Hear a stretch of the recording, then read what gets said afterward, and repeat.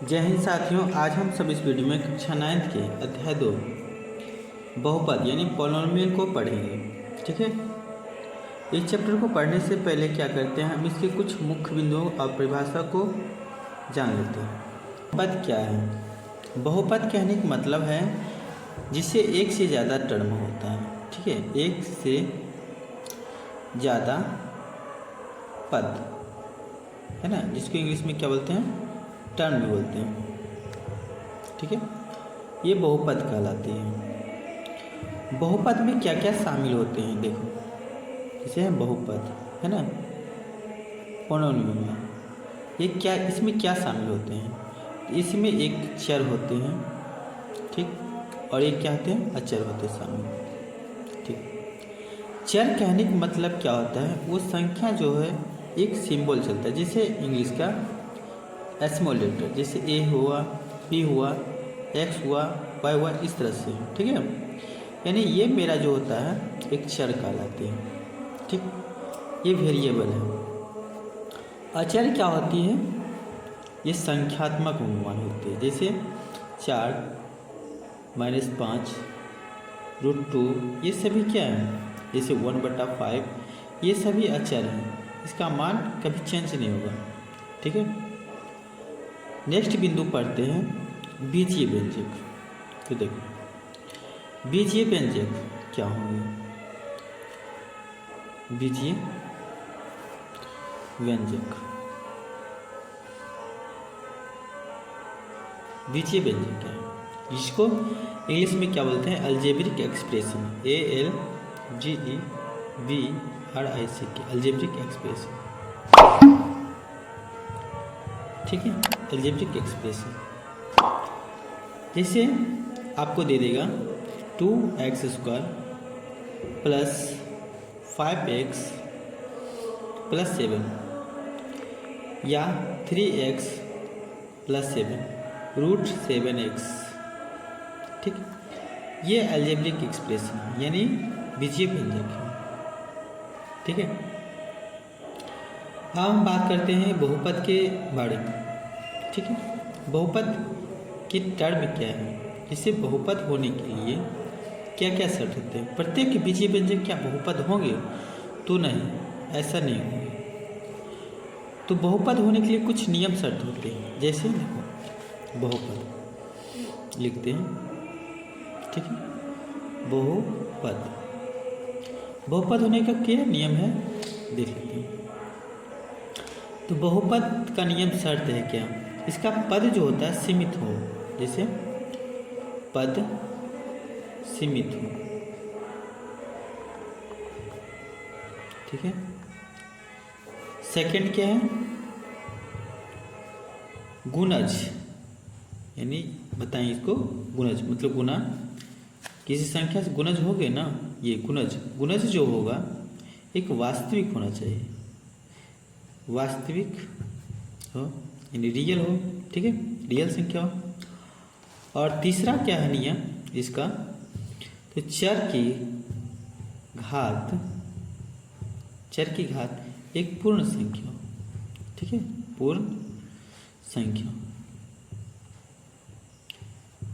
तो हमें बहुपद प्राप्त होंगे। उदाहरण देखिए, उदाहरण देते हैं कुछ, जैसे आपको 3x² + 7x + 4 दे दिया। ठीक है, ये क्या बहुपद हैं, सेटिस्फाइड कर रहा है? देखते हैं, इसमें पद टर्म कितने हैं, 1 टर्म, 2 टर्म, 3 टर्म, यानी पद की संख्या कुछ सीमित है। जैसे आपको 1000 भी दे देगा तो पद की संख्या क्या है, मेरा सीमित तो है, उसको क्वांटिंग तो हम कर सकते हैं, तो एक बहुपद कहलाती है, यानी पॉलिनोमियल कहलाएंगे। इसको फुलफिल कर रहा है। सेकंड को, गुणज वास्तविक होना चाहिए। इसका देखिए, गुणज भी एक क्या है, वास्तविक संख्या है। ठीक है, और चर की घात एक पूर्ण संख्या। पूर्ण संख्या कहने का मतलब क्या है, यानी होल नंबर 0, 1, 2, 3 है ना, इस तरह से होना चाहिए। तो मेरा घात भी क्या है, एक पूर्ण संख्या, इसका घात नहीं कुछ है, क्या है, 1 है। ठीक, इसका घात क्या है, हम इसको लिख सकते हैं, 4 को आप लिख सकते हैं 4x की पावर 0, ठीक है।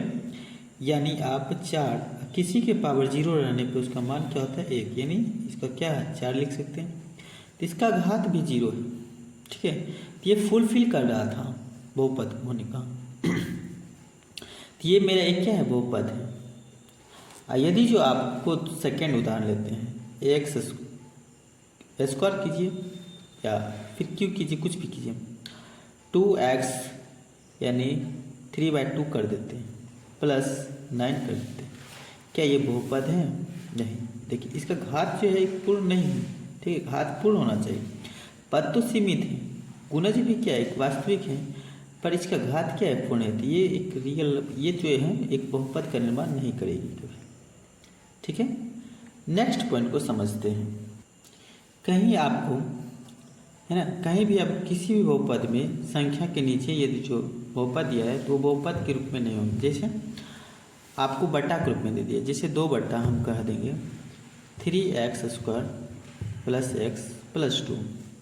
क्या ये बहुपद हैं? तो नहीं, ये बहुपद नहीं हो सकते हैं। किसी भी बहुपद को संख्या के नीचे हम नहीं लिख सकते, ठीक। नेक्स्ट पढ़ते हैं बहुपद के प्रकार, ठीक है। इसको समझ लिए कुछ हद तक, ठीक है। बहुपद के प्रकार को जानते हैं, ठीक। बहुपद के प्रकार टाइप ऑफ पॉलिनोमियल। देखिए बहुपद तो ऐसे कई प्रकार के होते हैं, साधारणतः हम जो जानेंगे कम से कम 3 प्रकार। क्या है? एक पदी, द्विपदी और त्रिपदी। एक एक उदाहरण देंगे। एक पदी, ठीक, द्विपदी और तीसरा क्या है त्रिपदी करके, ठीक है। एक पदी मतलब एक पद में एक टर्म में होना चाहिए। जैसे आपको दे देगा x² 5x y, है ना, 5y, कुछ भी आपको दे देगा तो ये एक पदी में हुआ। द्विपदी मतलब 2 टर्म, जैसे x² दे दिया और x दे दिया, x² प्लस 5 दे दिया, ये 2 पद में हो गया, ठीक है। और त्रिपदी कहने का मतलब क्या है, इसे दे देगा आपको x² प्लस 5x प्लस 2, इस तरह से, ठीक है। ये टर्म को ये प्लस और माइनस, ठीक है, प्लस माइनस क्या करते हैं टर्म को विभक्त करती है ना, पद बनाती है, एक पद, द्विपद, 3 पद, ये टर्म को बनाती है, ठीक। नेक्स्ट को समझते हैं पॉइंट को।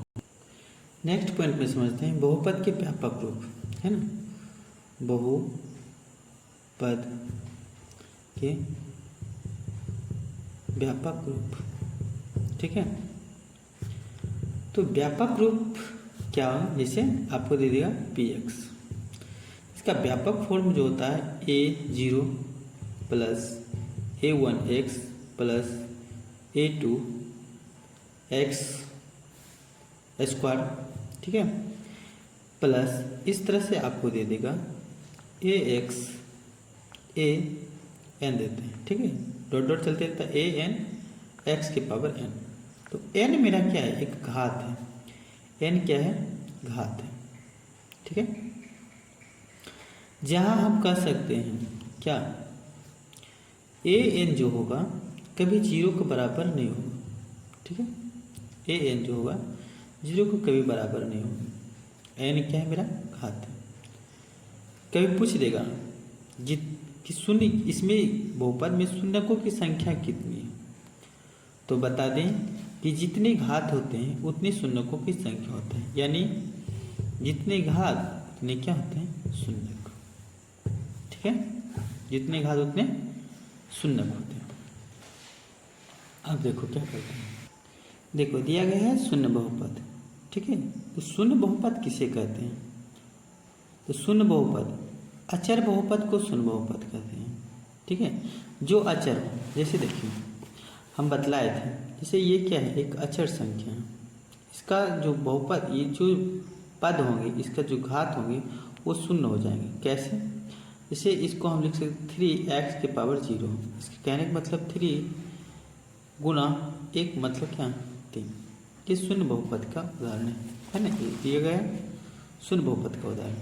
इस तरह से आपको बुक में बहुत सारे पॉइंट दिया गया है, आप उसको पढ़िएगा और समझिएगा। ठीक है, अब हम प्रश्नावली 2.1 को हल करेंगे।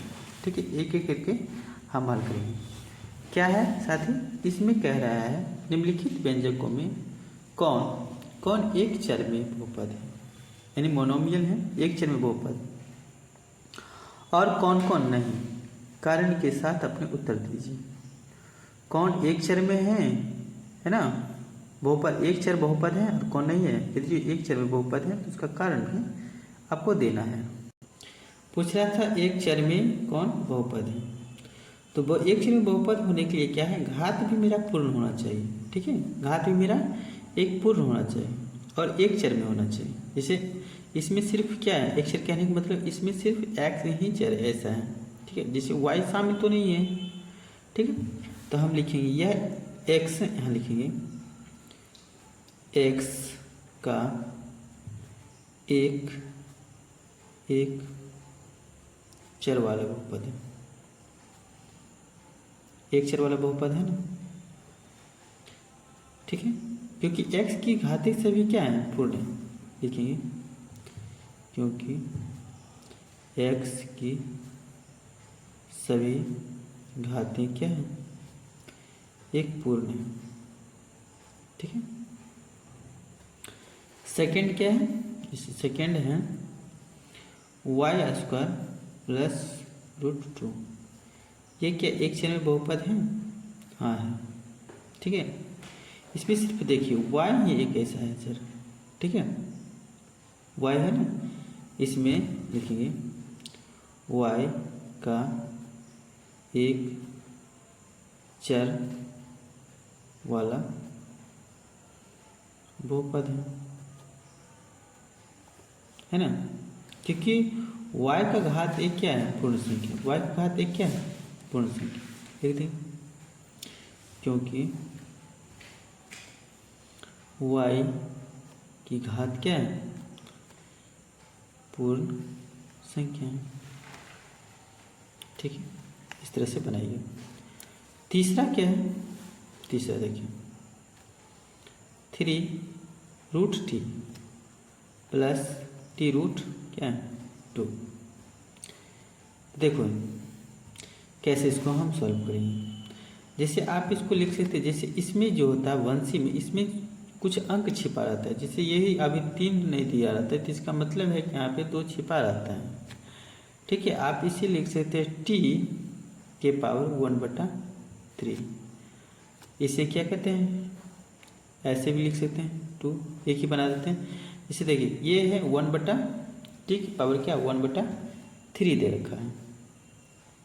ठीक है, तो पहले हम देखते हैं घात। इसका घात क्या है 1/3 के रूप में। ये पूर्ण संख्या है नहीं, ये पूर्ण संख्या नहीं, इसलिए बहुपद, ये एक बहुपद है नहीं। लिखिए यहाँ से 1/3 पूर्ण संख्या नहीं है। ठीक है, इसलिए यह पूर्ण, इसलिए एक बहुपद नहीं है। ठीक है, बहुपद होने के लिए हम थ्योरी में बताएं, बहुपद होने के लिए क्या है, उसकी घात एक पूर्ण होना चाहिए, जो कि यह पूर्ण नहीं है। ये बहुपद का निर्माण करेगा ही नहीं। ठीक है, एक चर में तो है, चर एक है, पर यह बहुपद का निर्माण नहीं कर रहा है। ठीक है, चतुर्थ में क्या कर रहा है, जैसे आपको दे देगा y प्लस 2/y। इसे कैसे लिख सकते हैं सर जी, y प्लस क्या, हम 2y के पावर -1 कर सकते हैं। इसका घात देखिए, घात क्या एक पूर्ण है, घात मेरा पूर्ण नहीं है ना, ऋणात्मक दे दिया है। ठीक है, तो पूर्ण संख्या है ही नहीं। ठीक है, तो बहुपद का निर्माण करेगा, घात ले देते हैं। घात चूँकि घात क्या है -1 है ना। ठीक है, इसलिए यह एक क्या है, बहुपद नहीं है। ठीक है, चर तो मेरा एक है पर बहुपद का निर्माण नहीं करता है क्योंकि घात तो पूर्ण है ही नहीं। ठीक है, देखिए पांचवा में क्या है सर जी, x के पावर 10 प्लस y के पावर 3 प्लस t की पावर 50। देखिए घात मेरा पूर्ण है पर ये एक तो सेटिस्फाइड कर दिया, पर एक चर में बहुपद है, एक चर में नहीं। इसमें चरों की संख्या क्या है, 3। ठीक है, यह एक चर वाला बहुपद लिखेंगे, यह एक चर वाला बहुपद नहीं है, नहीं है ना। क्यों, क्योंकि इसमें बहुपद, इसे बहुपद नहीं कहा जा सकता है। इसमें कितना है, एक चर में बहुपद है नहीं, इसमें चरों की संख्या क्या है, 3 है। इसमें लिखिए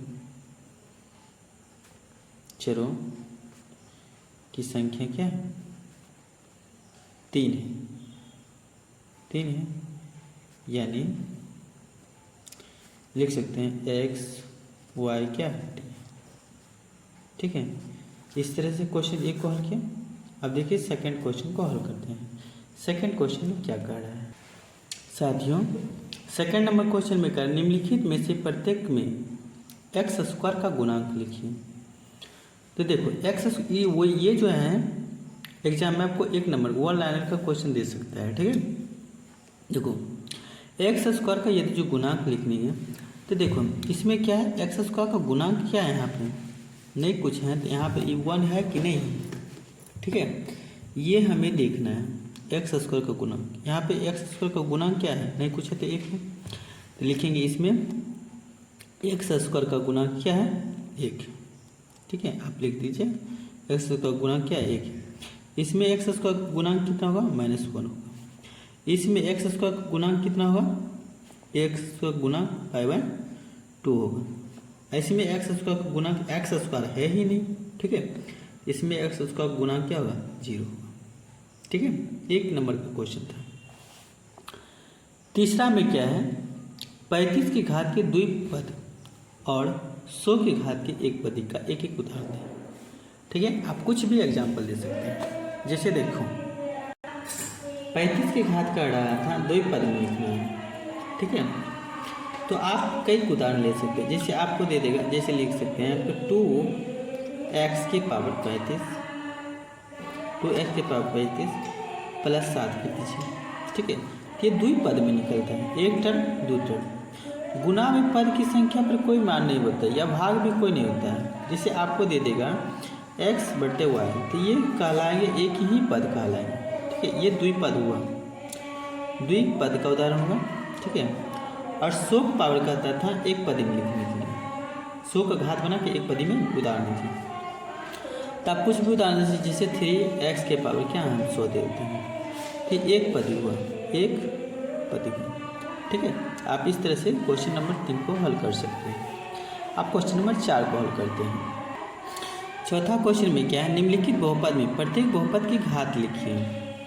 तो बहुपद की घात कैसे लिखेंगे, जिसकी देखिए इसमें क्या होता है, घात जिसे लिखने के लिए आपको बोलेगा तो जिसकी अधिकता होती है उसी का मान होता है। जैसे 5x³ plus 4x² plus 7x है।